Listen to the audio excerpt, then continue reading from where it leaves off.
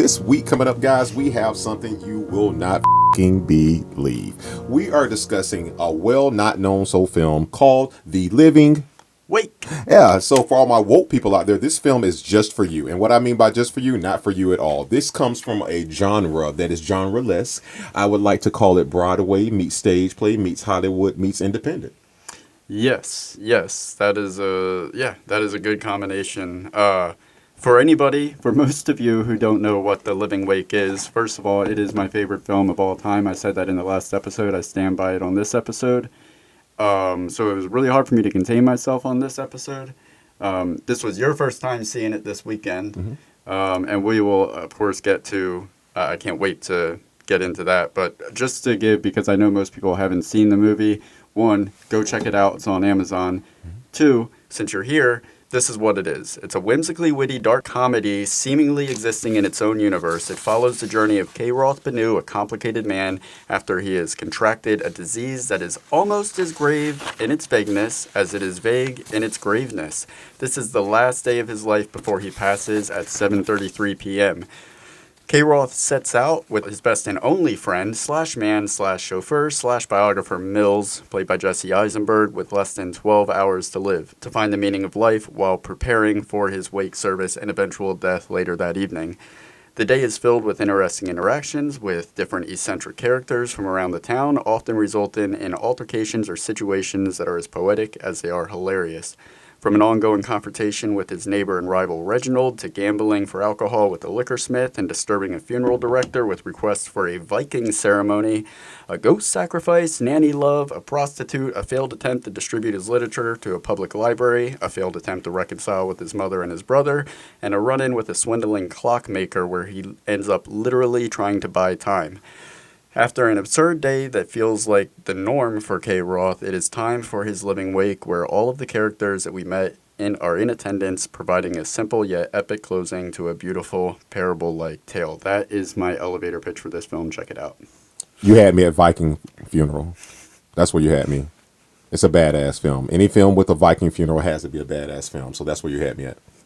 So, yeah, that was like the first thing you said to me, is that you wanted a Viking funeral. And that's how you knew that I had actually seen and watched the film. And I'll say this, like as we discussed with Mr. O'Connell earlier, is that this is something that had I seen the previews for, had I been told that was just the greatest thing ever, and I saw it, I would have been completely let down because... Oh, I'm sorry, because you said Mike O'Connell earlier.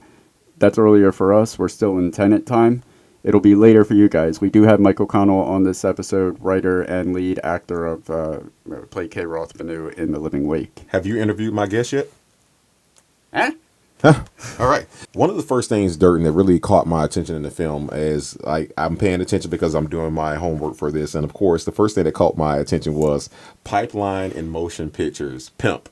Yeah. Like that to me, that was funny, and hopefully we can get a chance to discuss that later with Mr. O'Connell and see what he has to say about that. But that was one of the things that really caught my eyes, and one of the bigger things that caught my eyes. You know how from week 1 to week 2, week 1 we did Black Panther, and the second week we did Tenet, and you know how there was a segue between those. It was the composer. Now, of course, clearly the composer didn't work on this one, but one of the things that I found that was a segue is that in Tenet, what we're talking about is time. And then when that scene where Canute goes into that, he's obsessed with time the whole film. He's talking about, when his death's going to be, it pronounces his death at the beginning and with his time. And so he goes into that clock shop, and I'm just like, man, I feel like I'm right back in Tenet. Like these movies are following themselves for a reason. Like they all are joined at the hip in some type of way. I have another connection for you for Black Panther to The Living Wake. If you look really closely in the funeral scene or the wake scene at the end,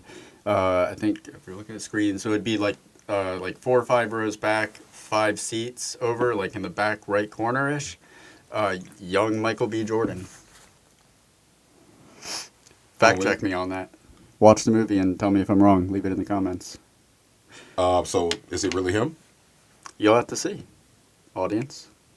You'll have to see for yourself. Go watch it on Amazon Prime.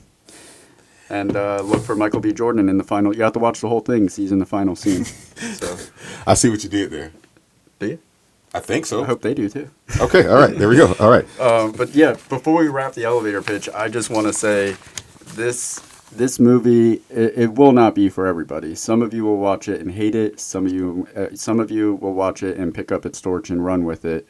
It's one of those movies. It's polarizing. That's what great movies are or should be. But if you do find yourself into it, you will be pleasantly surprised. It exists in a universe all of its own, and anything is possible. And it's just like a full-length feature of proverbs that are also hilarious. An enjoyable escape from reality. Yeah, yeah. While still dealing with really, like, it manages to deal with really heavy issues like death, existentialism, um, yeah, all these things All that we, but it, all in like 12 hours because he doesn't even have a full day. But we'll get into that. Yeah, yeah, we'll get into yeah. that.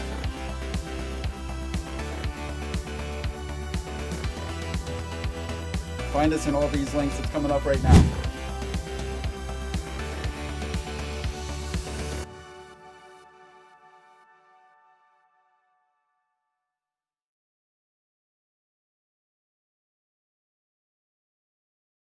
That's the trailer.